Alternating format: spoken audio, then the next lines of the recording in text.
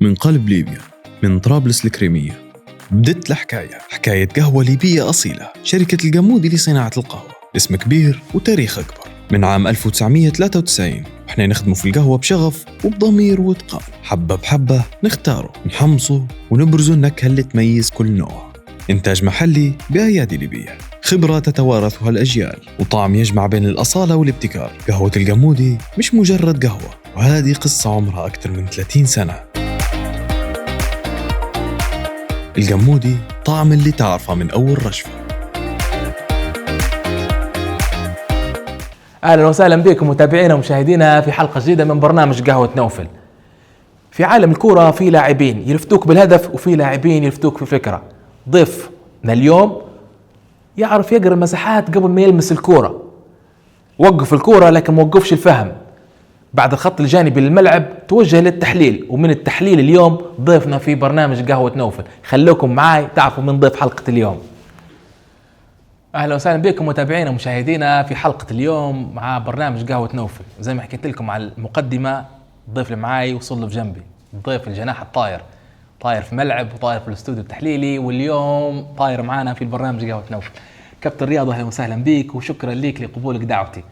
أول حاجة مساء الخير، تحياتي لكل الناس اللي يتفرجوا علينا ومحبين الرياضة في ليبيا، وانت أخوي نوفل نتمنى لك التوفيق في البرنامج هذا متاعك، وإن شاء الله تكون يعني بداية موفقة ليك. شفنا العام اللي فات كان البرنامج مميز، وأنا أحد الناس اللي شاهدت برنامجك، ونتمنى لك التوفيق، ونتمنى أن يزيد صدى البرنامج هذا ويجوك نجوم من الكرة الليبية. تستاهل أنت أخونا نوفل، وإحنا ديما نشجعوا في الناس اللي يحبوا الكرة ويبوا يديروا فكرة جديدة. شكرا لك كابتن، مشكور على كلماتك الطيبة.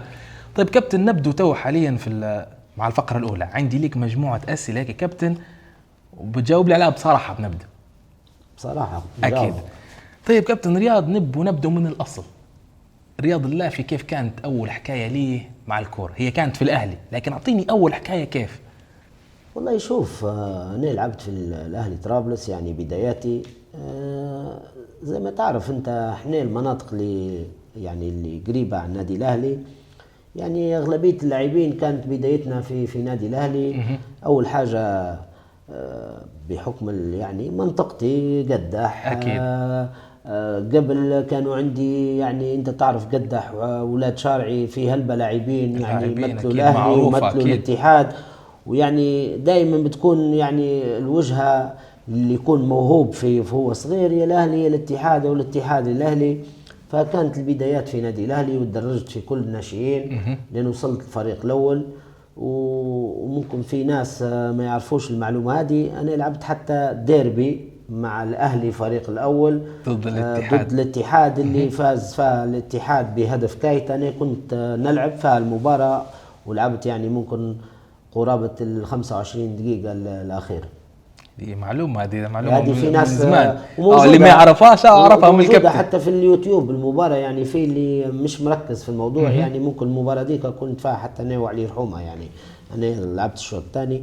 فزي ما قلت لك البداية من نادي الأهلي، وتدرجت في كل الفئات، ويعني ممكن نوفل المعلومات هذه يعرفها الناس، يعني لأن فاغلب البرامج فيما سبق، يعني لأن هو سيناريو ما نبيش نقول لك متكرر انك تنشد على المسيرة، لأن الحاجات هذه في هلبة برامج طلعنا فيها ونعطوا في المعلومات هذه. تمام. طيب كابتن، بعد محطة الأهلي جت محطة المدينة. شنو الإضافة اللي خدتها في الفترة ديك لما لعبت في المدينة، وشنو ضافت لشخصيتك الكروية؟ شوف نوفل، أنا ليومنا هذا أنا نادي المدينة بعد الله سبحانه وتعالى دايما نشوف فيه يعني الحقيقة كل أندية لعبت فيها يعني تكون لها فضل عليك انك لعبت فيها، يعني هذا ما ننكرش. يعني أكيد. في كل نادي انت لعبت اكيد تعلمت حاجة. ولكن نبدأ بفريق المدينة. فريق المدينة اللي اعطاني الفرصة، فريق المدينة جيت وانا عمري 19 عام لنادي المدينة من الأهلي طرابلس.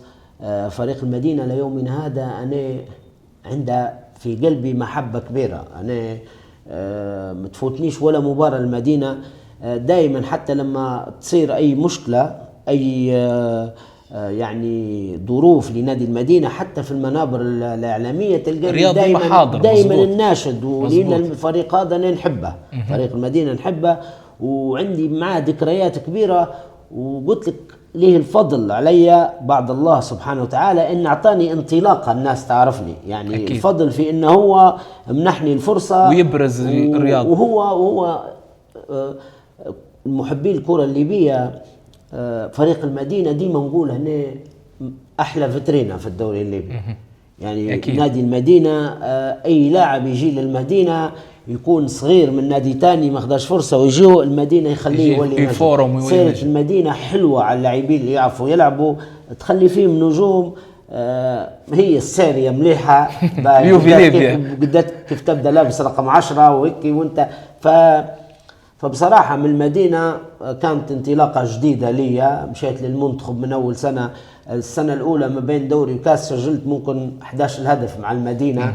لقيت راحتي، لقيت الناس يحبوني، لقيت يعني أجواء غير وأنا صغير كنت محتاج الفرصة هذه إني نلعب ونطلع إمكانياتي أكيد. فديما نقول نوفل نادي المدينة أعطاني الفرصة الكاملة وانا يا نوفل واستغلتها صح وانا الحمد لله هو توفيق من الله. ولكن حتى انا هنقول لك معلومه لاول مره الحصري نقول لك معلومه، وممكن الناس اللي في نادي المدينه في منهم اللي توفوا وندعي لهم بالرحمه، وفي اللي موجودين من ضمنهم عبد الرزاق الرايس الله يرحمه، المساعد المدرب والمدرب القديم وحارس المدينه. اني لما طلعت من نادي المدينة طلعت ب200,000 مقابل 200,000 في 2005. هذا في انتقالك كابتن للنصر، هذه في انتقالي للنصر. اللي ما يعرفش المعلومة هذه أنا نقولها وينجدوا في نادي المدينة في الإدارة. أنا لما طلعت من نادي المدينة وجوني العروض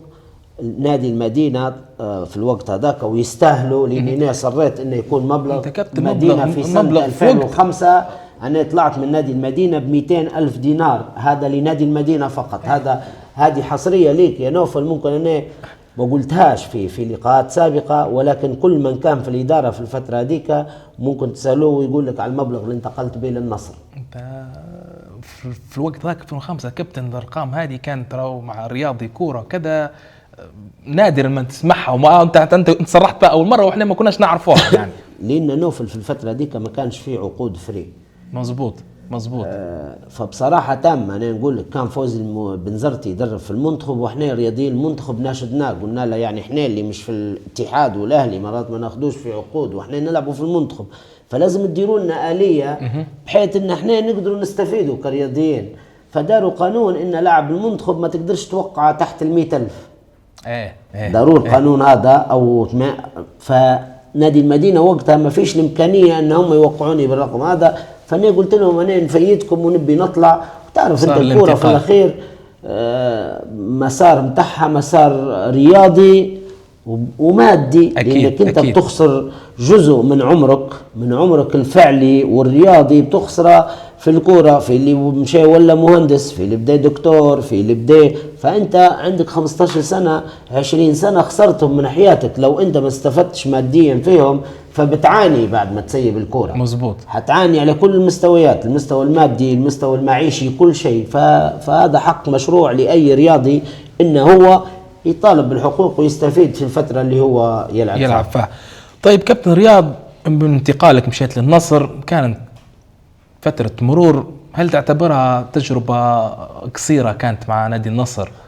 والله شوف، نادي النصر نادي غالي على قلبي، ونادي كبير، ونادي يعني زي ما أنا تكلمت عن المدينة في الجهة الغربية وقلت لك إن المدينة فيترينا، أيضا النصر يا نوفل من غير حتى ما نتكلم أنا رياض الله فيه. شوف اللاعبين اللي جيل النصر حتى في الجيل الحالي كيف يولي نجم ويفورم ويلقى البيئة. وتكلم حتى خالد حسين، شفت المدة اللي فاتت قال الكلام هذا، قال احنا نادي النصر اللاعب اللي يجي يلقى الراحة ويلعب وجمهوره وانا لي الشرف اني انا ارتديت الرقم 10 في نادي النصر اللي لبسه الاستاذ الكبير فوزي العيساوي من اللاعب الكبير. هذا شرف لي انا حتى في مسيرتي، حتى نحكي لاهلي وعائلتي ان انا في يوم ما لعبت في النصر واعطوني رقم 10. اكيد اكيد. وبصراحه كان نصف موسم معهم وكان ممتاز قدمت فيه. ولكن انا نوفل قبل ما تسرد لي انت السؤال، انا كان عندي طموح هيك في داخلي من لما نلعب في المدينه، وراه مش رمي ورود، راه والله العظيم انا كان عندي طموح اني نلعب في نادي اتحاد. لان يا نوفل الفتره هذيك قراها الكابتن قراها، انا من المدينه نشوف ان في طريقه لعبي وامكانياتي تتماشى مع نادي اتحاد. وانا من يومات المدينه برانكو وعمر المرمي او حي استاذ عمر الحي كان ديما كل بعد مباراه مدينه واتحاد يضبح عليا عمر ويجيب برانكو يقول لي انت راو نبيك معاي، انت زي علي، انت تشبه اللاعب نتاع علي، انت نبيك على اليمين. والله يا استاذ عمر المرمي حي ممكن يهدرزها لكم. دائما ما كان كل بعد مباريات كانت مباراه اتحاد المدينه ديما نديه وتنافس اكيد اكيد مباراه صعبه. فانا ندير في مباراه مليحه يضبح علي بعد يقول لي انا كان عندي الهدف. علاش؟ لان الفتره هذيك 2006 فريق الاتحاد كله نجوم، واللاعب اللي يجي يركب مع المنظومه وفريق هو اللي كان يعني الفتره هذيك البطولات واللاعبين النجوم. فاي لاعب في الدوري الليبي ممكن من جيلي يتمنى انه يكون في اتحاد. اكيد لان وقتها هو الفتره هذيك الزمنيه بصراحه نقولوها، مش لاني لعبت في اتحاد وانتماء اتحاد ولا نقلل من اي فريق ثاني، ما نقللش من اي فريق، ولكن في الفتره هذيك كان الاتحاد هو في اعلى هرم الكره الليبيه. والان للبطولات والانجازات للان الاتحاد هو الاكثر، هذه نعرفها ما نبوش نتكلموا. لكن في الفتره هذيك كان في مجموعه نجوم قويه، فريق قوي. فكان الهدف انا كرياض اللافي اني نبي نوصل نلعب في الاتحاد. فكان من المدينه، ولكن جاء انتقال النصر.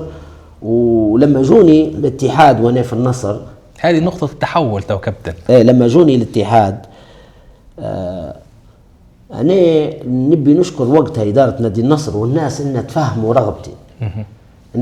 رغبتي، وخلوك تمشي. إن أنا قلت لهم راهو نبي نلعب في اتحاد، أنا لازم تخلوني نمشي، وأنا وقفت في الموضوع.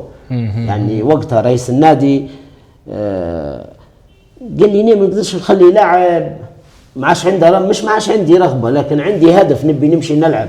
فيعني فريق الاتحاد وقتها، وبصراحة هو اللي كان أصر على قدومي لفريق الاتحاد من يامات المدينة، وكانت هو أستاذ مجيد صالح اللي نقدم له تحية وكون وجه له تحية. وأنا سعيد جدا بعودته لإدارة نادي الاتحاد. هذا قيمة رياضية كبيرة، خدم على مدى سنوات، وكان ليه الفضل بعد الله إن ممكن 11 لاعب من نجوم نادي الاتحاد اللي جو من برا نادي الاتحاد كان وراها مجيد صالح. وانا حتى صار حديث بيني وبينه من ايام، قلت له استاذ انت عندك نظره، انت جبت رياض وعلي وجبت الرواني وجبت غزاله وجبت هشام شعبان وجبت وليد الهدلول وجبت العلواني، وما نبيش ننسى حد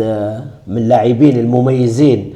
قلت له هادم كلهم ما نبيش نحكي لك انا مثلا على مرعي عليه، يعني نحكي من الناس اللي جو من طرابلس ونجحوا، يعني اللي جاء في الاتحاد.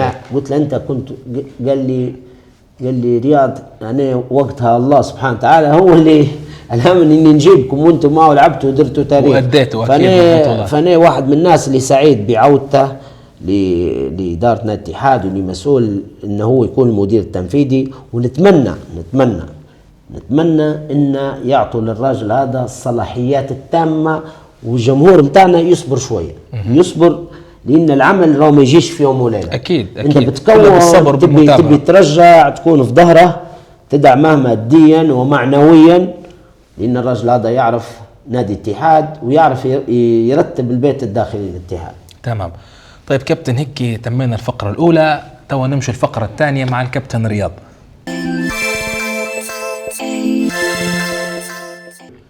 قاعدين معكم متابعينا ومع الكابتن رياض. توا كابتن عندنا فقرة اسمها فقرة على السريع. عندي أسئلة نبو إجابات قصيرة، وأول شيء يجي في بالك. تمام تمام. سنة 2007 تاريخ هذا شنو يعني لك؟ بطولات وقوة فريق الاتحاد. أول مركز لعبت فيه؟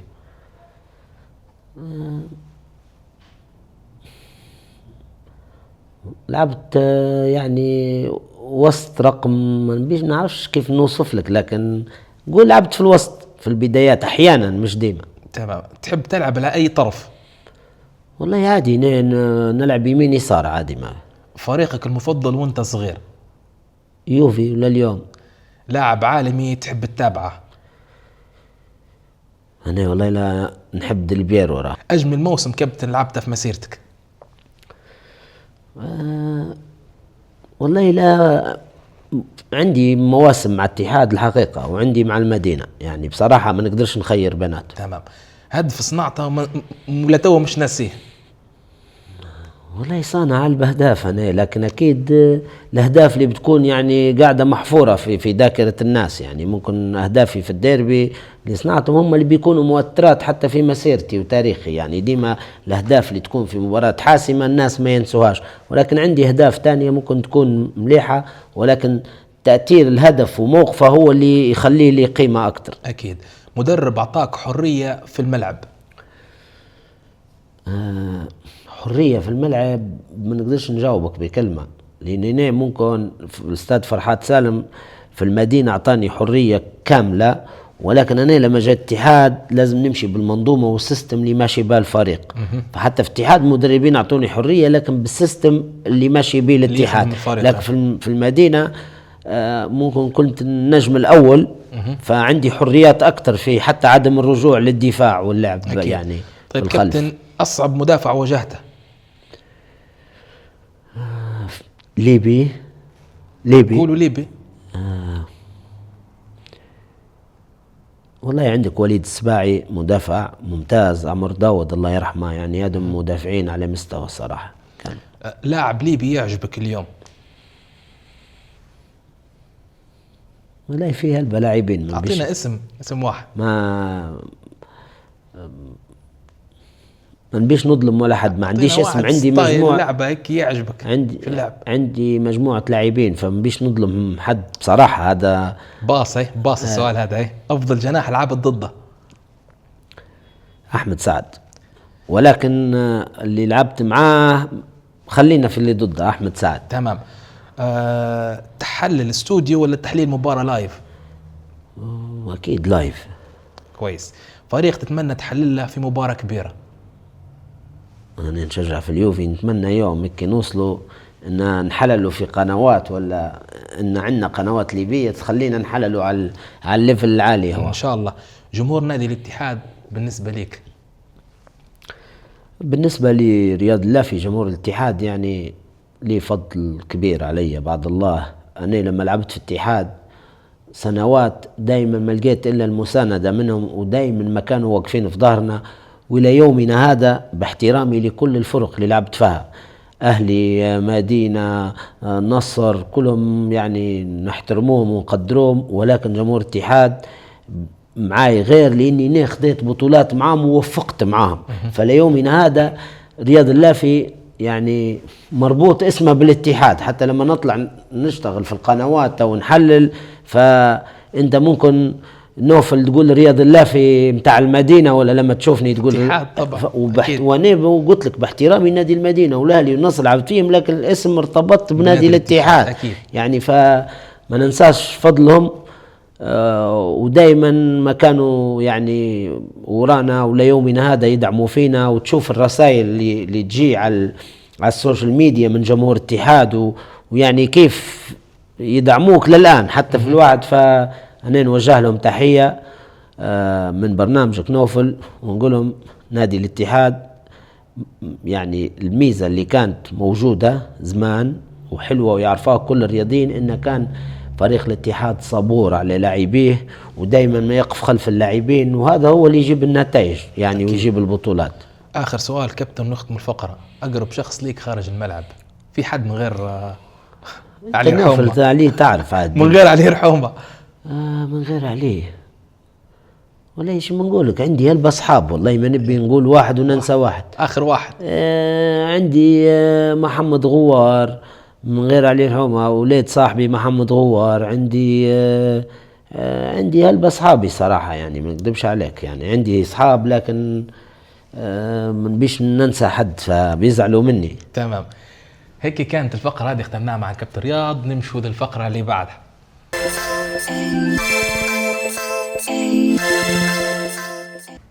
قاعدين معاكم متابعينا، تو وصلنا لفقرة الكورة في ملعبك ومع الكابتن رياض اللافي. تو الكابتن حدف لك الكورة في ملعبك. في ملعبي من دافع معناتها دفاع، بعطيك الأسئلة وانت بتدافع، تو بتشوف على حسب. طيب كابتن رياض، تو نسألك سؤال.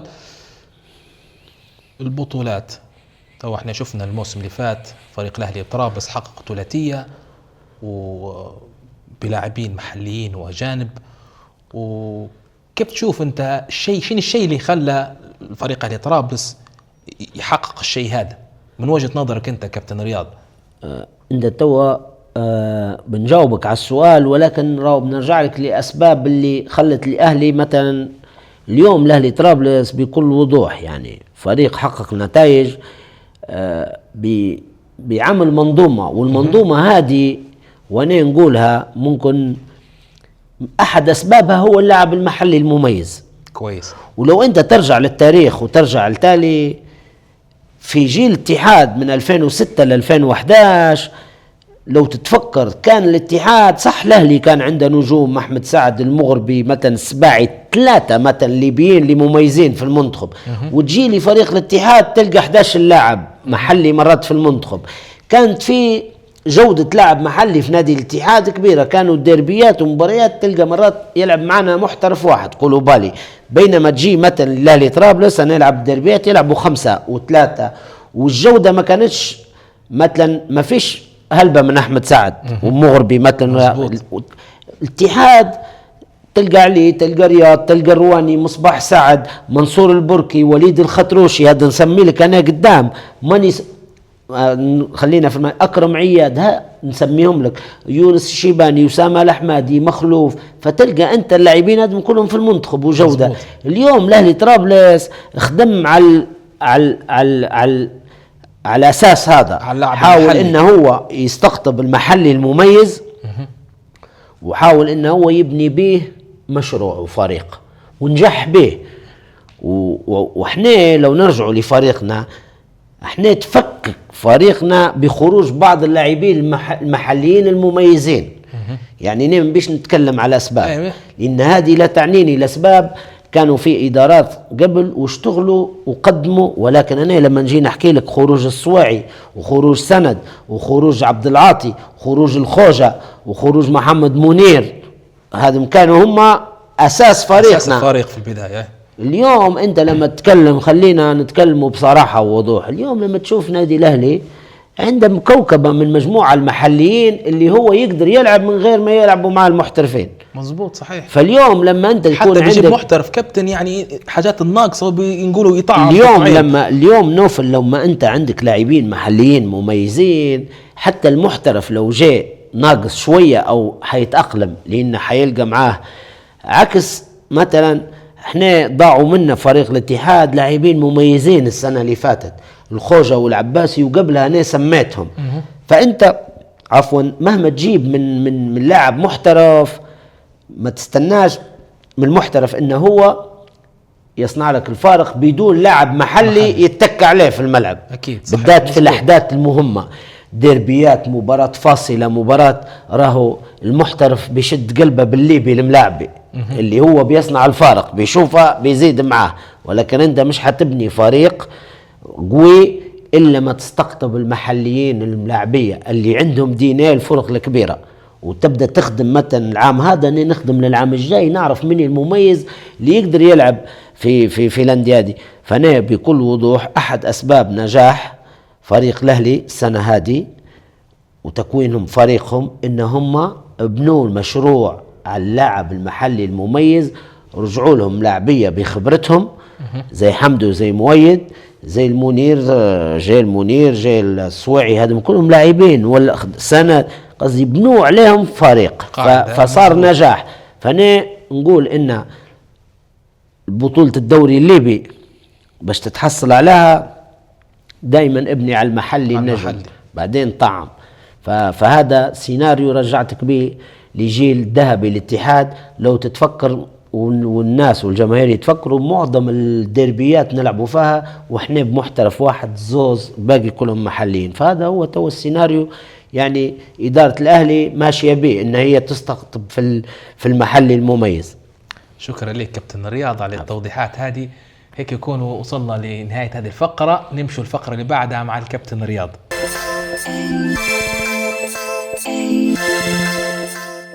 قاعدين معاكم متابعين، عندنا تو فقرة ترتب الصور بالأرقام مع الكابتن رياض. تو كابتن رياض عندي مجموعة صور للاعبين ونبيك تصنفهم من 1 ل5 على حسب وجهة نظرك انت.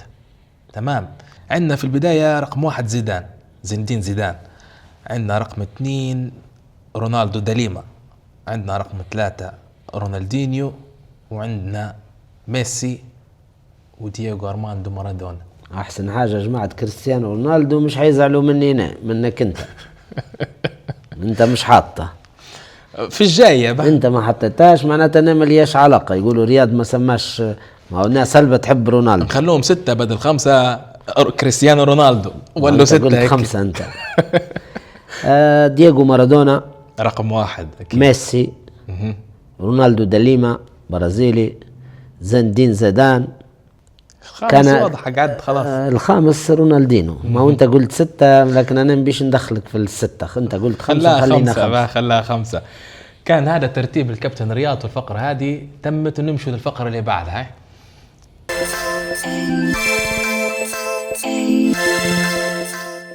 متابعينا قاعدين مع الكابتن رياض وعندنا تو فقرة كون لاعب كمثالي. كابتن عندي مجموعة صفات نبي نسميهم لك ونبيك انت تو تكون لي لاعب حسب وجهة نظرك. كل واحد ومزايا نعطيك انت وتسمي لي اسم.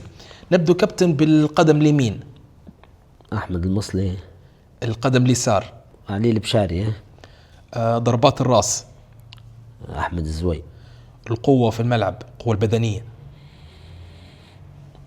عندك 2 بنسمينا 2. عندك يونس الاول، يونس شيباني وكان دفاعه قوة، وعمر داود الله يرحمه كانت عنده القوة السرعة في الملعب. السرعة في الملعب نقولوا علي رحومة. المهارة نقولوا طارق التايب. الرؤية في الملعب خالد حسين. المراوغة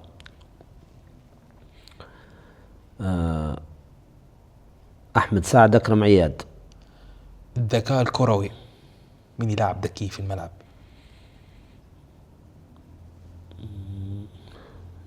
ذكي أنا نشوف قبل اللي عنده ذكاء في الملعب أسامة الأحمدي، ذكي جدا حتى في تعامله مع المهاجمين.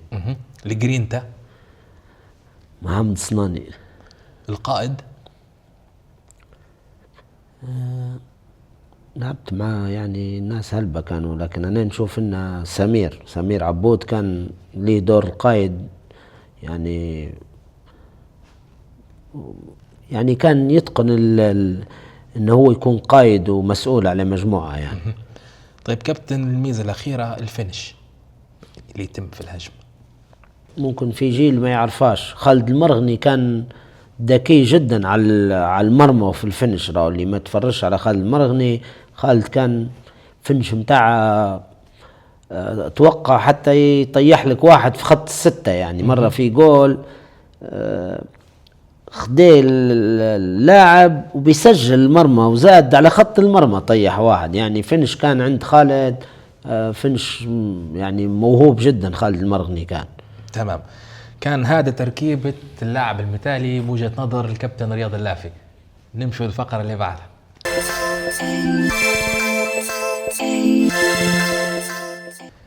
تو مع الكابتن رياض في آخر فقرة البلاي ستيشن. كابتن عندك فيها ولا شن صاير؟ والله شني كنت نلعب فيها هلبة، لكن تو لي هي مين فريق الكابتن اليوفي باين بنختار لك الريال باش نديروا مباراة هاربة من تشامبيونز ليج. تمام مرة يلا هاي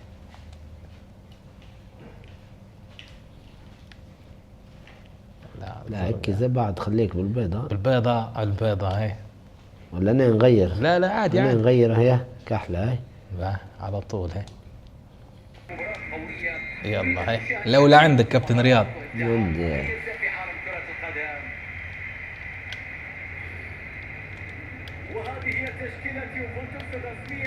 ناخذك راه. جناح كيف عاد.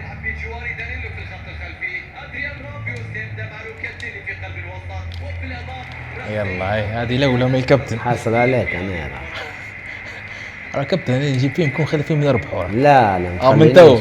لا ما تخلينيش ألعب.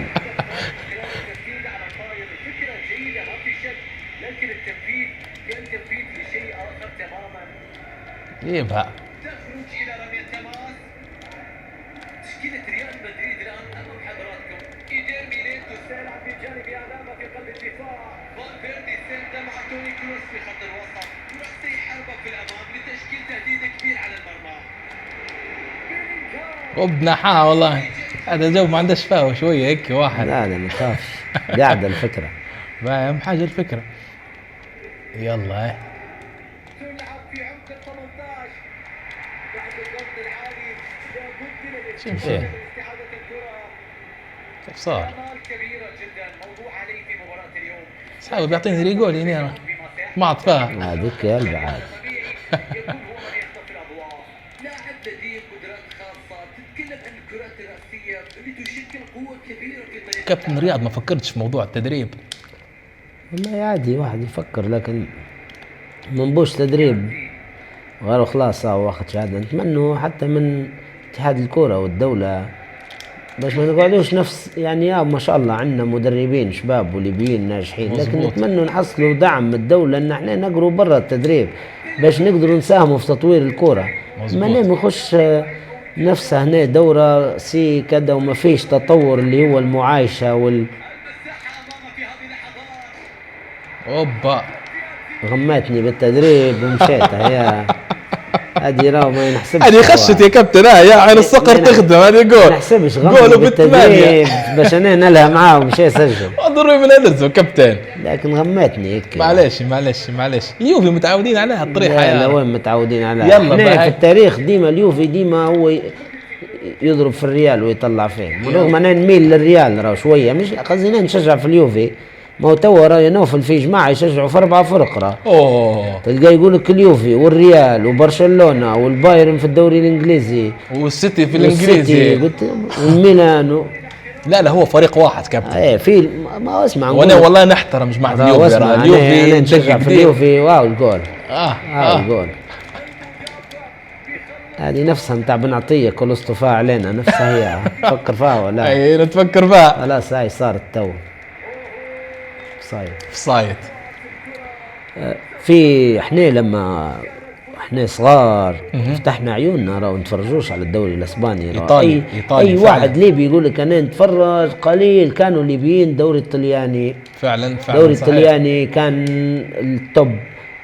في اللي كان يتبع شويه ريال مدريد والبرشا لان ستاشكوف وحاجي والريال كانوا فريق مليح حتى هم. ولكن راهو توا في اللي قصدي يعني ستايل نتاع تشجيع الريال وبرشلونه راهو من بعد راهو قدوم ميسي ورونالدينو ورونالدو وكريستيانو قصدي زادت الظاهرة هذه حتى في الوطن العربي. يعني صحيح. زمان مباراة اليوفي والميلان لما تجي العالم كله يستنى فيها. صح عليك. محبدين ان يخلونا نحللوا تبي انت تبين امكانياتك انت كيف تعرف تحلل. راهو اسمع في فرق بين البرامج البلاتوهات اللي هي ما فيهاش تحليل. شوف منديل لا هو تخشي هذه ما تضيعش يا كابتن يا. في فرق بين أكيد. انك انت تطلع في بلاتو وتتكلم على قضايا مثلا اخفاقات هذاك اسمها برامج رياضيه. لكن انا نشوف واحنا ما حصلناهاش الفرصه هذه هلبة صح وفروا لنا بعض القنوات لكن هنسجل لك الجول هو قبل وبعدين نكمل لك. في رادة يا كابتن يا ما تضيعش راه. كيف بتضيع هي؟ اوبا والله برافو عليك. تضيعش بكره. صايت يا كابتن صايت. هاي شوف الكوليس، طلع لي الفار، طلع لي الفار. اعطونا الفار الكابتن. وين الاوفسايد؟ صايت ما يا فيهاش يا رجل. هو شفت كيف ياخذوا فيها. هذه انت بنعطيه نفسها.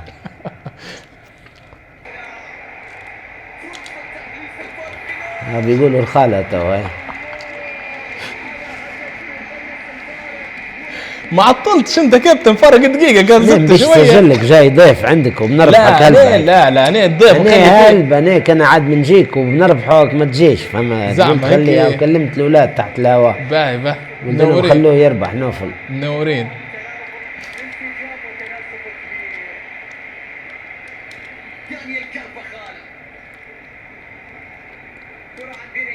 هذه راهو انتم الديسكا قديمه شكلها، هذا علاش ما ربحتش انا من يامات كرفخال رسمي يلعب.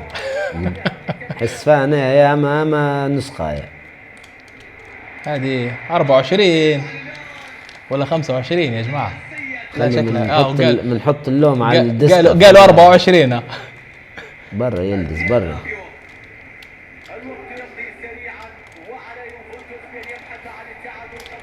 تشوفها وليس التسرع، هناك فارق كبير والتركيز في اللحظات الأخيرة قد يصنع الفارق، وربما نشاهد لحظة فارقة هنا. نحاها ولا نحاها. صفر له ريغولي تفرج. هيك بتويت كوليس رسمي كان ريغولي. بيزعلوا منا جمهور الريال والله. لا عاد وبنشوفه. لا مش ريغولي، ماشي الامور. توني كروس بيلعب ركنية إلى منتصف الصندوق. توني كروس عرضية ترسل من توني كروس. كيف هيك؟ اضرب. الحارس ينتبه الكرة بسهولة.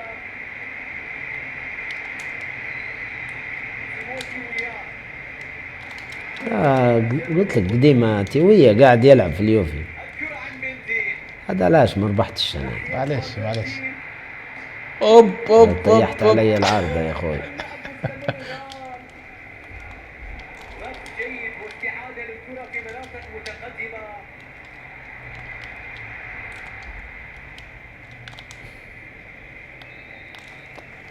والله غالب ايش جمهور حاجه اليوفي. جديده، مباراه كلاسيكيه ريال 2-1 اليوفي. المكسب انت يا كابتن والله. بارك الله ما فيك. تزعلش. حتى انا يا اخوي فرحان يعني اليوم بوجودي معك، وبصراحة فكرة حلوة بارك الله عجبتني. فيك كابتن. واحنا ديما نشجعونا العالم. تو هو على فكرة نوفل مش تقليل من القنوات، ولكن اتجاه الجاي راه بيكون كله منصات. الناس الاعلام مركزين، حتى تشوفوا تو الان في منصة شاشة الكويتية. شوف مزبوط. من فكرة وان وصلت الى تو ينقلوا في الدوري الايطالي هم. من فكرة مزبوط. منصة صغيرة داروا فيها كورة، اول ما داروا فيها رياضة نقلوا الدوري الكويتي فيها. اكيد والله. احنا كابتن نحاول شوف هذه اليوم الافكار هذه مهمه نطوروا جدا. ان شاء الله، نحاول نطوروا ونديروا فكره جديده تعجب الشارع الرياضي والجمهور الرياضي. طبعا كابتن قبل ما نختموا عندنا الكور هذه نبوك توقعنا عليها توقيع للذكرى من الكابتن الرياضي الجناح الطاير.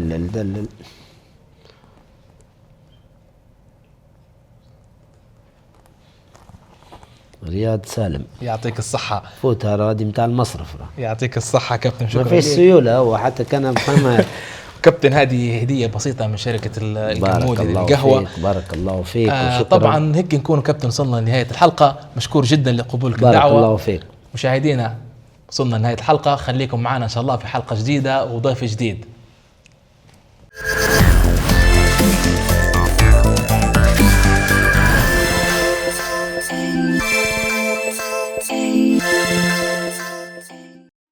من قلب ليبيا، من طرابلس الكريمية، بدت الحكاية. حكاية قهوة ليبية أصيلة. شركة الجمودي لصناعة القهوة، اسم كبير وتاريخ أكبر. من عام 1993 وإحنا نخدموا في القهوة بشغف وبضمير وإتقان. حبة بحبة نختاروا، نحمصوا ونبرزوا النكهة اللي تميز كل نوع. إنتاج محلي بأيادي ليبية، خبرة تتوارثها الأجيال، وطعم يجمع بين الأصالة والابتكار. قهوة الجمودي مش مجرد قهوة، وهذه قصة عمرها أكثر من 30 سنة. الجمودي طعم اللي تعرفه من أول رشفة.